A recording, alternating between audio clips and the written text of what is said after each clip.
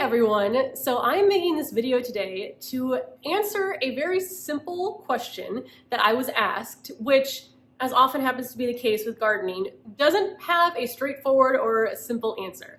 And that question that I got was, when do I plant things outside? And if you've been gardening for a while, you know that the answer to that is, it depends. So what I wanted to do today was to put together a video to help you schedule your garden this spring, no matter where you're located. Again, I am in zone 6A, so it's gonna be different based on your location, and it's gonna be different based on whatever plant you're talking about. So my goal is to, because you can get really deep into the weeds with the information, my goal is to make a video that kind of stays at surface level, but provides you with enough information to plan your garden to the best of your ability. And we'll see if I have succeeded, not going off on too many tangents, based on the length of this video. So first we'll talk about the type of plant, and then we'll go into location. Now, in general, there are two categories that plants can fall into, and most of the time this will pertain to annuals more than perennials, but plants can either be cool season or they can be warm season, and the names themselves are pretty explanatory. Some plants prefer to grow in cooler temperatures, while others prefer warmer temperatures. Most cool season plants can tolerate a light frost, and that includes plants like broccoli, lettuce, pansies, poppies, and then warm season plants basically can't tolerate any frost. It will kill them. And that includes plants like tomatoes, peppers, petunias, caladiums. Cool season plants grow best in more mild soil and air temperatures, so those are going to be grown in the spring and also in the fall, whereas the warm season plants are going to grow best during the heat of the summer. So when you're thinking of planning out your garden season, it's going to look like cool weather plants first,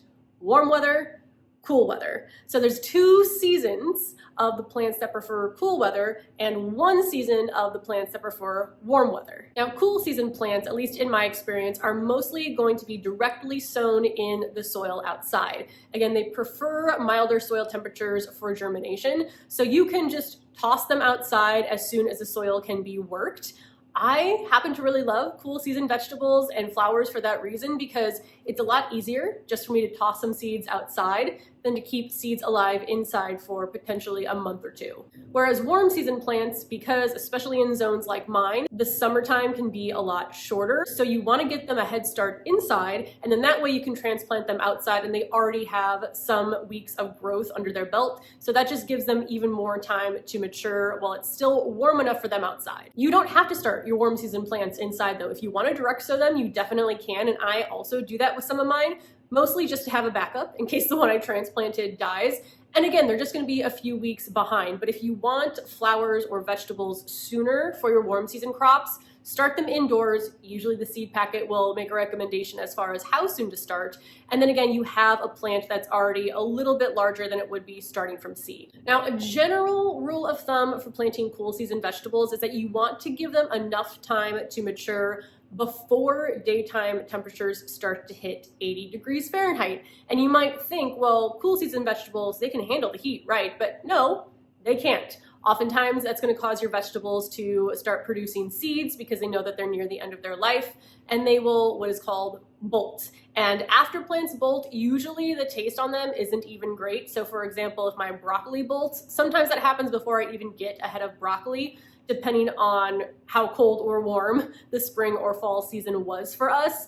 But you want to make sure you're planting your seeds outside, again, for the cool season, to give them enough time to reach their maturity date before you get into the temperatures above 80 degrees. Ideally, you want to look for a range between 55 degrees to 75 degrees, but I feel like, at least for me in Chicago, that's getting harder and harder to do. Our spring seasons the last couple of years, it seems like there's a large chunk of time where it's less than 40 degrees, or maybe like up to like 40, 45 degrees, and then it jumps right into the warm temperatures. So I find that for me, cool season productivity is a little less uncertain compared to the warm season productivity in my garden. I've actually had better luck in the fall the last few years than in the spring.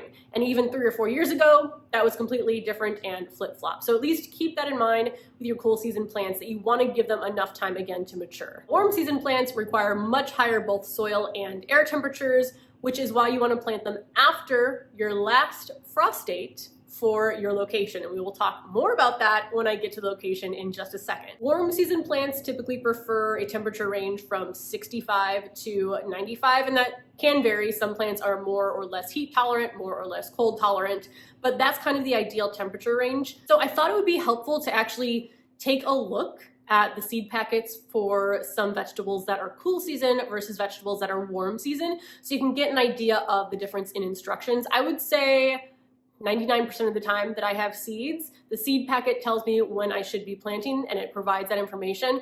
Once in a while, maybe I'll get some seeds that don't, and I have to find it out on my own, but usually it's laid out pretty clearly. So let's go ahead and take a look at a tomato seed packet and a broccoli seed packet. So let's take a look here at the back of this broccoli seed packet that I just found online, but it says here, these cold-loving seeds can survive a light frost and don't do well in heat. Sow outdoors in the early spring, as soon as the ground can be worked. So you can see here, and you're gonna find this on most seed packets because again, the seeds are not tailored to you and your location, therefore anyone who wants to grow them. So in this case, it is gonna give you that more general information of sow them outside in early spring as soon as the soil can be worked. It's not a specific date because that will vary for you and where you are, but that's what's gonna be on the seed packet for most of the cool season crops. It'll be like early spring, mid-spring, when soil can be worked, when air temperature is this, when soil temperature is this. It's not gonna say sow them outside on March 1st. So now let's look at a warm season seed packet for tomatoes. So this one here says start seeds indoors. Again, you can start cool season seeds indoors, just typically most people are gonna start them directly outside and I think it's easier. But for the warm weather plants, start seeds indoors 6 to 8 weeks before the last spring frost and transplant in late spring after nights have warmed. So it says again here, germinates best at 75 degrees, but general information, not a specific date. So in general here, you have to be planting after your last spring frost and after nights have warmed. Not only is that going to vary by location, it's also going to vary year after year because every year is different. But I think we'll have a clearer sense of when to plant as we move on to the next section on location. So the first thing you're gonna have to figure out is, are the plants that you are interested in planting cool season or warm season? Then take that information and figure out what that means for your location, because my warm season is gonna be different than your warm season. Our cool seasons are gonna be different.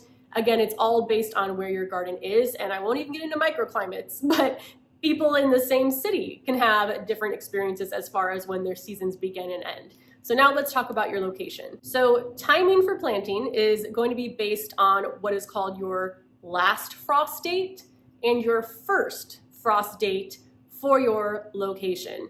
So a lot of times this will vary by growing zone, but even within growing zones, you can have different last and first frost dates. So that's the information that you need to find out. Now, even though it says last frost date, that's what's gonna happen first in the year. So that's what happens in spring as temperatures warm up. And then your first frost date is gonna happen later in the year in fall. Now there might be someone that has a super short growing season and your first frost date might actually fall into summer. But for most people in the United States, it's probably gonna fall somewhere during the fall season. So the last frost date is the last average day that it's expected you will experience a frost.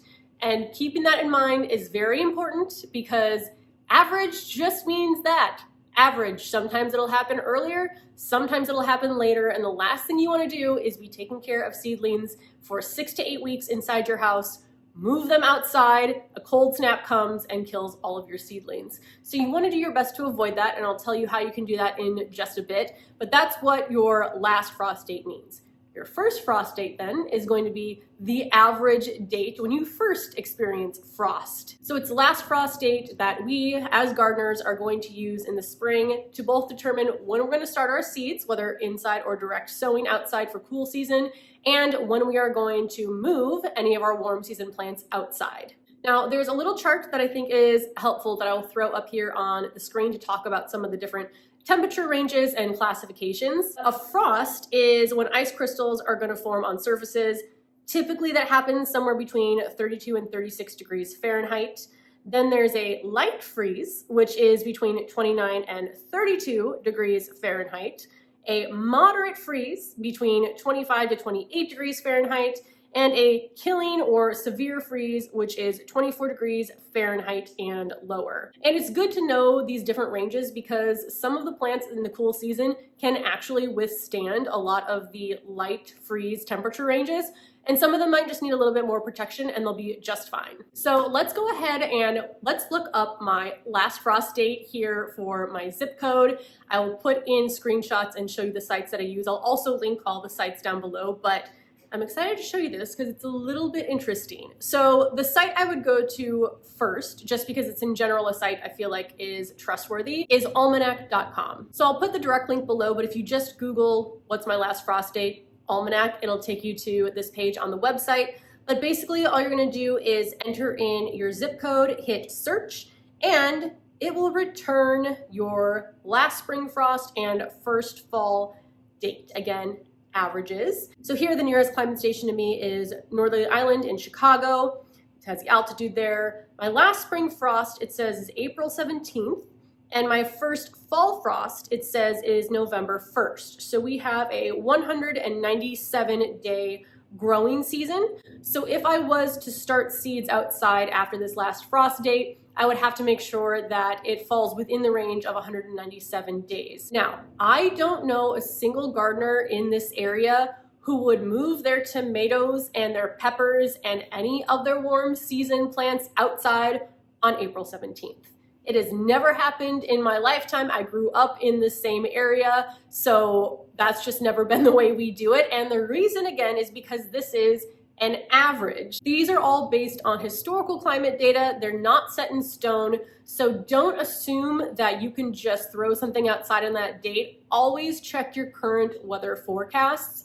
At least look at the 10-day. Make sure the 10-day looks good before you move anything outside. But even with this date, there's a 30% chance frost will still happen after that date. And for a lot of gardeners, that's not a risk we are willing to take. And what's also interesting is you can get some different dates on different sites, but there's one site that I like that I think explains this whole concept of using the average and maybe adding in a little bit of a buffer so that you don't kill your plants with cold temperatures. And that site is garden.org. So let me throw a screenshot up here of the chart that I'm going to talk about, but I think it's incredibly helpful to really figure out when you feel comfortable moving your plants outside. The same thing with the Almanac site. You can just go ahead and enter your zip code and then you'll get the results tailored to your location. And why I like this is because it goes into the probabilities, the probability that you are going to get frost after a certain date. So let's take a look here in the paragraph section at the last paragraph. It says, in your average springtime,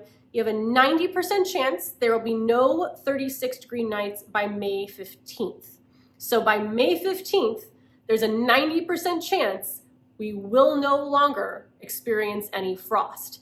That's almost a month later than what the Almanac site said for my last frost date. But again, because it's an average, May 15th is not my last frost date. It's just the last date that there's a 90% chance that I won't have frost. So let's keep reading. In other words, you can pretty much count on being safe from frost by that day. But we want to get those tomatoes in the ground as soon as possible, right? Not if you are less risk tolerant like me. We see there's still an 80% chance of 36 degrees, so hitting that frost range, on April 18th. So we don't dare plant. And I agree with that because, again, Almanac said April 17th. Based on this chart, there's still an 80% chance after April 16th that we'll experience some frost. I'm not taking an 80% chance that my plants are going to experience frost. That's only 20% that they won't. 20% is way too low for me to move my plants outside. So then it says we wait a few days by April 29th and we're at the 50-50 point. Now again, for me, that's still not quite enough. I don't start too many plants. I don't have too many backups, so I don't want to kill them, but I always do save some inside just in case something happens.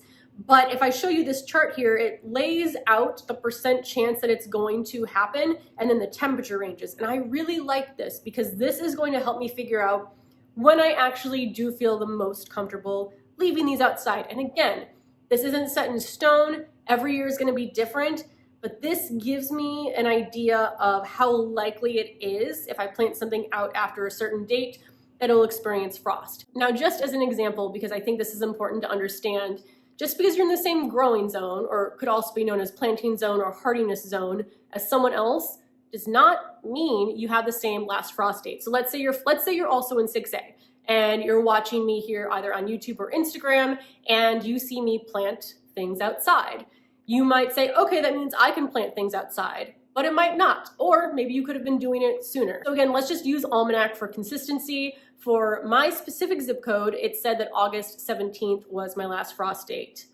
I'm going to put in the zip code for where I grew up, which is about a 15-minute drive away, still super close to Lake Michigan, still in growing zone 6A. And the last spring frost for them is April 29th. So that's almost 2 weeks difference. Even though we're 50 minutes away from each other, we're both still near the lake, there's that 2-week difference, and the growing season is actually a little bit shorter. So don't just go and follow someone in your same exact growing zone. In fact, I don't even think about my growing zone when it comes to scheduling my garden. I only worry about my last frost date and my first frost date. Now, hopefully this isn't too much of a tangent, but let's just talk a little bit about what growing zone or hardiness zone actually means. And I'll throw the map up here so you can see where I am. And also, this was just updated in 2023. Our zone did stay the same, but the 6A region of Illinois expanded. Illinois was mostly in zone 5, either 5A or 5B. Now I think about half of it is in zone 6. So we did warm up around here, but typically the hardiness zone is an area that's defined as having a certain average annual minimum temperature. So it has nothing to do with when you start to experience frost or warmer temperatures. It's just on average, what is the annual minimum temperature? And that is important to know because it's going to impact the survival of any of the perennials that you are leaving outside over winter. So that's really what I use my growing zone or my hardiness zone for, is if I'm getting a perennial, especially one that I'm going to leave outside in the containers, I need to make sure that it falls within my growing zone. For container gardens, go 2 zones lower, but if you're just putting it in the ground, make sure you are planting something that you plan to have come back year after year that can handle the lowest temperatures in your growing zone.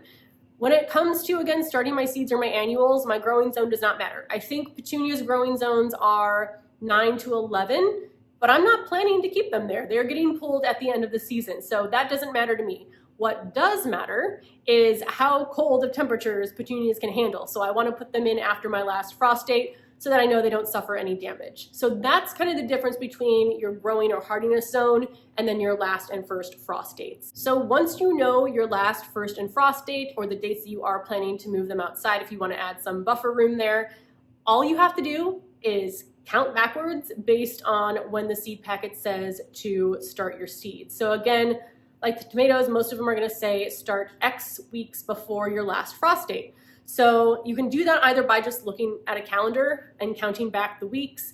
I like to use my Google spreadsheet doc, which again, I'll link down below if you want to use it as well, where I have in there a cell where you can put in your last frost date, the date you're going to plant out. I think the default I use is May 15th. And then an Excel formula will subtract the time that you need to start before the last frost date from the last frost date to tell you when to actually start your seeds. And I know around this time, everyone gets so excited to start their seeds. This is why I don't really start any seeds unless necessary before early to mid-March, because that takes me into that 8-week range before the middle of May, because you're going to wind up like I did my first year gardening with 20 tomato plants that you started in January that keep growing and keep getting larger, and you can't put them outside yet. You're running out of space. You have to go through and find pots to keep repotting them. You have to get the soil to pot them up. It's just a whole lot of extra work that you don't need to go through. My goal when I start my seeds inside is to not have to pot them up once. Now, some I do because they will grow at different rates, but most I don't move from the cell or the peat pellet that I use from when I start my seeds to moving them outside. And that is what I love. I am an efficient, as little work as possible gardener. So if I can hit that, I'd love to. So that's why timing of when you're starting your seeds inside is so important. Now, if all of this seems way too complicated and you don't think gardening should be this hard, let me show you an app that I've been using since I started gardening in 2019 that I really like and is really helpful. This is not at all sponsored, but I love this app and it's gotten better and better with the updates every year. So the app is called From Seed to Spoon. And basically all you have to do is it'll use your location from your cell phone and you search for whatever it is that you want to plant and it will tell you everything that you need to do. So let's go ahead and we'll use broccoli and tomatoes again as the example just to stay consistent. So if I search for broccoli on the app, first of all, it labels what is cool and what is warm, which is helpful. And you can even just search for all of the cool vegetables if you're wondering, hey, I don't even know what I want to grow, so have somebody tell me. Do that in this app and you'll get a lot of great ideas. But here, because again, it's using my location based on my phone, there is a planting date section here where it says if I'm gonna start indoor seeds, which again, I don't ever do for the cool season crops, do that end of January to end of February. For outdoor spring planting, you wanna do it the end of February to the end of March. And I'd say for broccoli, which I'd say has a medium maturity length, like radishes I would consider short, broccoli I would consider medium, that all makes sense to me because that way even if I do plant it on the 27th of March and it's a 60-day maturity, that'll take me to the end of May, and that again usually is perfect, but who knows what the weather is going to do. So this is all you have to do. You don't have to calculate it, you don't have to figure it out, count in the calendar. You can use this app, and I'm sure there's other apps, but this is the one I started with and it works really well. So I haven't really tried any other apps. So that's what it says to do for broccoli. Now let's go ahead and search for tomatoes and see what that says. So here are the results for tomatoes. For indoor seed starting, it'll be end of February to kind of mid-April in that range. And then outdoor planting window, it says April 10th. I wouldn't personally do that, but you never know. And then through May 8th. Now I also, again, put mine out a little bit later if I don't trust the weather very much, but around May 8th is usually when I move my plants outside. So this is a great app to not only schedule the plants that you have, but also to find other plants that you might be interested in growing. So I love using that app. It just makes planning a whole lot easier. Now I do still use my seed starting dock because flowers I don't think are available on here. I don't know if that's ever something that's going to happen or if they are just going to focus on fruit and vegetable, which makes sense, it's from seed to spoon, and I don't necessarily eat all of my flowers, although some are edible, but I still label everything in my seed starting document just so I have everything organized. It also helps me plan like where things are going to go. So I use the Excel file for that, and that auto calculates my starting date. But if I'm looking for things that I need to grow or there's something I don't have on there, I use this app so much. It especially helps with when I start something. You can label which container you put it in. If like me, you don't think you need to label because you remember and then you forget. So I really like the From Seed to Spoon app. So I hope that this video was both hopefully not too long and also very helpful when it comes to how to plan out your garden this spring. So figuring out when to start seeds, whether you're sowing them outside or inside, and then when your last frost date is going to happen. And you can move some of those warm season plants outside and not fear for their safety. So thank you so much. If there's anything you want more information on, let me know down below. I will answer any comments there. But this is one of those things that when you start gardening, it seems very overwhelming, but I promise you, as you get into it, doing it year after year, it just kind of becomes second nature. So thank you so much for watching. I will see you in the next video. Bye.